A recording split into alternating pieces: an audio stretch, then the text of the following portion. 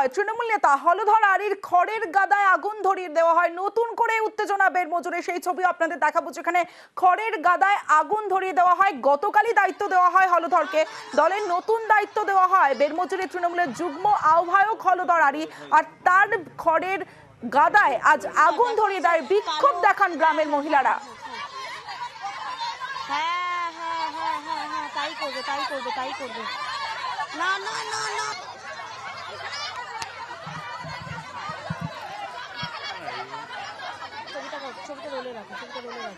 এবং হলধরের বিরুদ্ধে টাকা নেওয়া ও মারধরের অভিযোগ বিক্ষোভকারীদের। গ্রামের থেকে প্রত্যেকের বাড়িতে টাকা নিয়েছে। আমার ছেলে মারা গেছে 3 বছর 3 মাস 3 দিন বয়স। সেই আইলার সময় মরেছে 3 লাখ টাকা, 3.5 লাখ টাকা খেয়েছে। ভিডিওর বোর্ড এসে দিয়ে গেছে আমাকে।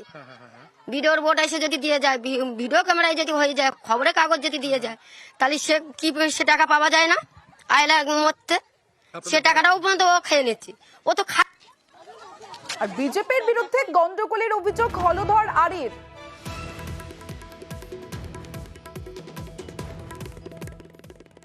মনে করছি যারা বিরোধী দল হিসাবে বর্তমানে এটা করছে, তারা চাইছে যে তৃণমূলের কেউ এখানে আবার হাল না ধরুক এবং দলটা আমাদের দ্বারা পরিচালিত হোক। আমাকে কি বললাম, রাজনৈতিকভাবে এটাকে যাতে আমি না এই দলের হাল ধরতে পারি, সেই জন্য হয়তো মানে আমাকে ভয় দেখানো বা রেখে দেওয়ার জন্য এই কাজ হয়তো করতে পারে।